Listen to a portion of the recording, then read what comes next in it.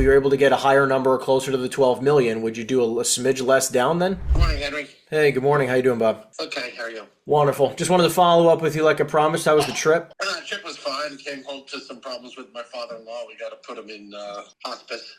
Oh my goodness. Never fun. That was yesterday and today. They told me they have my rent check. I have to get over there and pick it up. Okay. So, Do they confirm how much it is for? no, they sent me a text saying we have the rent, but then they said we're going to be a little late on the the tax payment. Got it. So I was actually on the plane when I received that. So I said, okay, I'll be in touch. Then we came back to this situation with my father-in-law, but I plan on getting over there tomorrow morning, weather permitting. So, question for you, Bob. Obviously, like this tenant just seems to make things more and more complicated as time goes on. You know, obviously nothing you can really do about it. Sadly, just the circumstances. But I'm just curious, because obviously I want to make this work together. I'm still interested in the deal. But obviously the financing is going to be a little bit rough given the circumstances. And I know you said that you needed, what was it, like 400 grand for something like that, right? By end of March or something? Maybe April or May? What I did was I went out to the private market and I'm pulling in some financing. Yeah, I have to do the Teamsters or the pension thing. Well, the reason why I was asking was because what's going to happen here is this, right? Like what I see possible with this property is that someone like myself needs to come in and basically, get this tenant operating appropriately, right? Because this is going to be a very near unfinanceable tenant the way things are. Yes. With the sporadic payments, with the rough tax returns, everything. What I'd like to try to do is that, and I know that I don't want to do it for too long, but I mean, if we could do maybe 12 months of seller financing with a reasonable down payment, this way I can get this tenant acting appropriately and then get an actual legitimate bank loan and then pay it off. You know what I mean? I'm not talking about doing like 5% down or anything, but a serious, reasonable down payment. And, this way, you don't have to worry about this anymore. Okay, yeah, it sounds like something worth discussing. We really got to see, and you're going to be concerned with where they're going in the second half of this year with this contract with the state. 100%. Like that is also a concern, which the thing is that they're sort of, based on what has been signed, they are in 100% breach of contract, right? Like with the lease. Yes. Right. Correct. So what I want to do is that obviously when I take over, I don't care if this thing ever goes vacant or not. None of that, I could just rent it to somebody else. I have a few people in mind, right? So what I want to do is get them operating and behaving properly, which is, paying on time and paying the, appropriate amount of money in a reasonable fashion. Obviously I don't mind being the bad guy in that reference, right? But this way it kind of protects everyone. The seller financing allows me to not be stressed about debt, right? And pay exorbitant costs there. And you don't have to deal with the tenant, nonsense anymore. So, yeah, well, I'm basically just taking the problems I'm having and passing them to you. Yeah, which is fine, and I'm used to that.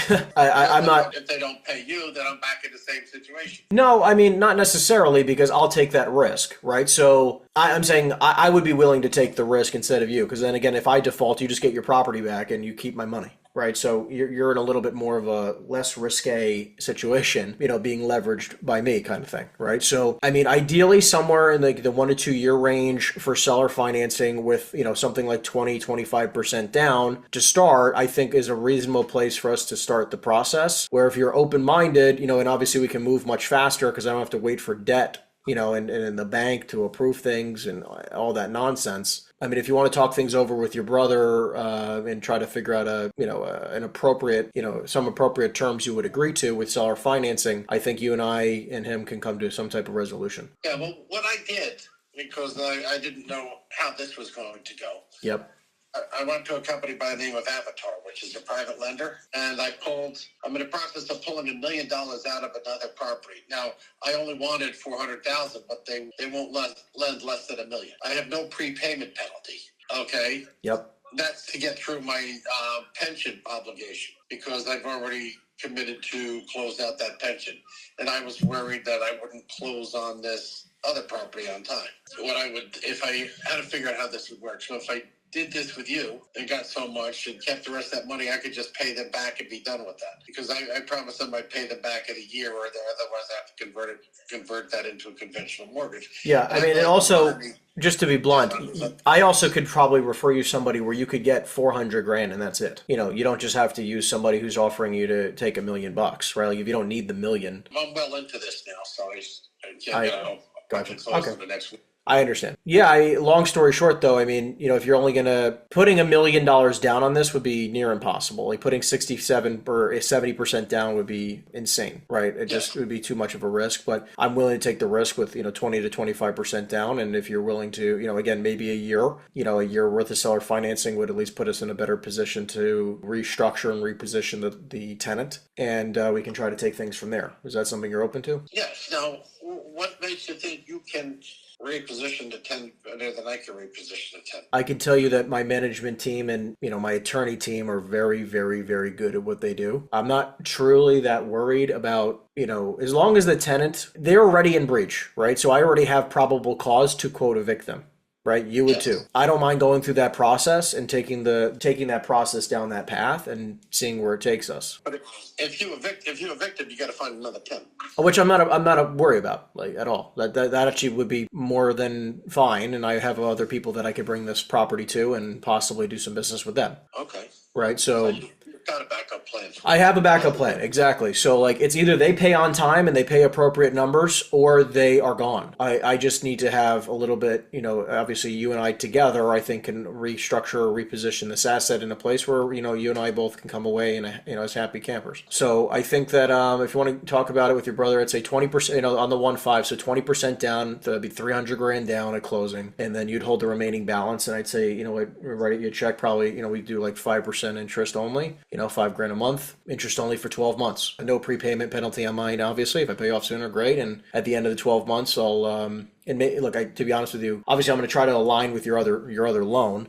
That would be ideal. But regardless, I don't also mind if hypothetically I have to extend for a year and I'll bump up my interest to cover the interest costs on the other note, if that makes sense. So just, if I can get, at least a year worth of seller financing, I think that there's possibility that we can make something happen here. Okay, so you're talking like what, 300,000 down? 300 grand down, 5% interest only payments for 12 months. And then if I have to extend for another year, which I know obviously will affect you in this loan, I'll bump up to like 7% interest only. You know what I mean? Or something like that. To at least that would, cover some more of the other cost of that other note. You know what I mean? Okay. So yeah, if you want to talk it over with them, I can try to get something in writing, and at least this way we can start really moving this forward. Okay, yeah, based on my father-in-law, I'm going to need a couple of days. That's understandable. I understand. So why don't we plan to do the touch base? What Friday or Monday? What works for you? Yeah, sounds like a plan. Okay, awesome. Thanks, Bob. Thanks. Bye. Yep. Bye. Good morning, Henry. How are you? Doing great. How you doing? Good. So what's up? Okay, so just wanted to clarify. Sorry for the delay. It's just been a whirlwind since Sunday. So I had one of my partners go down to the center, drive around, look around.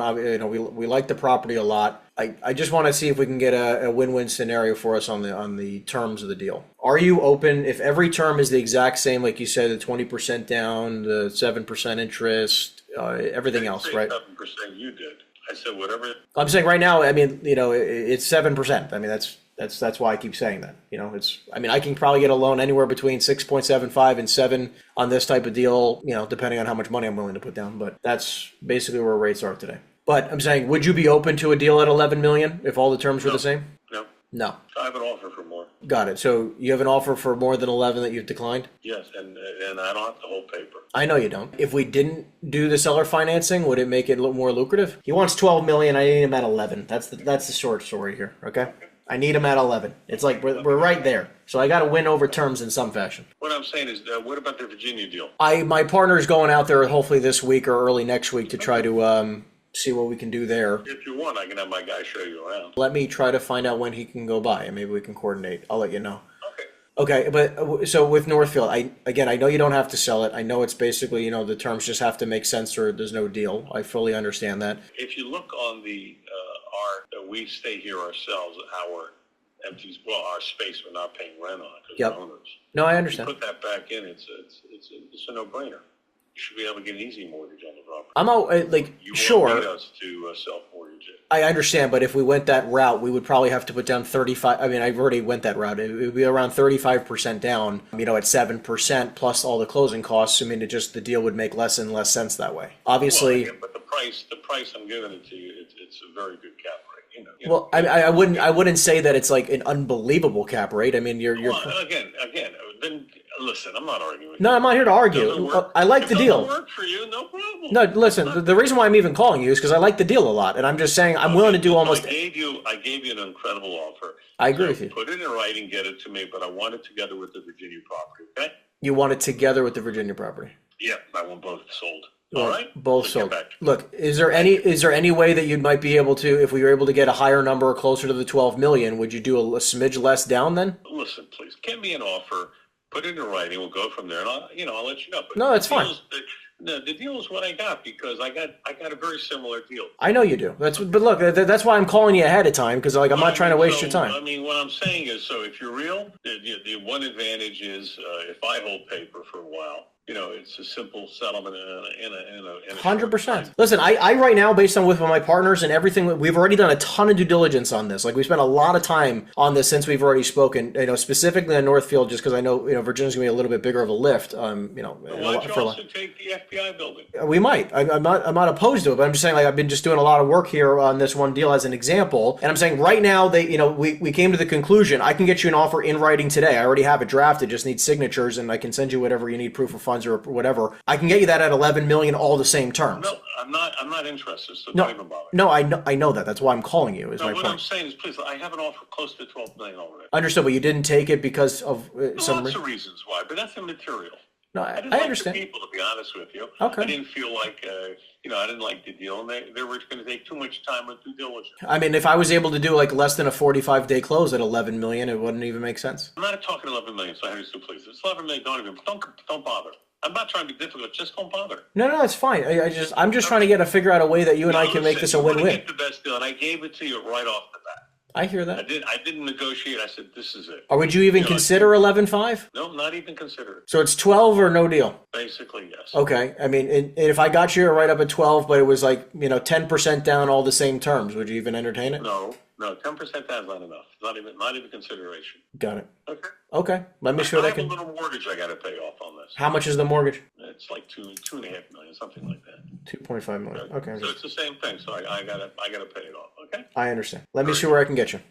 Thanks. Okay. And don't forget Virginia. That's part of the deal. No, I understand. I'll get to work. Very good. Bye-bye. Yep. Bye. By the way, this is a guy who owns dozens and dozens and dozens of properties. The problem with these types of situations, which is what happens with a lot of us, this guy comes to me saying he wants certain terms, right? And the problem here is that he's not willing to negotiate because he doesn't need to. Right? Because it's either it fits his criteria, it fits his term criteria, or it doesn't. And if I don't get it, he'll just keep it, and it does not matter. Long story short, these are the types of deals where a lot of us come across them, right? You have a seller who has absolutely no need, no motivation to sell unless it's exactly what his terms are, and it makes it pretty difficult to move things along. It really does. There's not a lot of movement we can have these types of deals. He's been saying the same thing to me for a very, very long time. But I was able to get him to agree to 12 million, 20% down. That's it. I mean, look, the problem is that we're right in this realm where it almost doesn't make sense still, which is really infuriating because the returns are just not there, right? I mean, the center is only going to be worth 14 to 15 million. So it's like if I'm buying it at 12 and the future upside is only literally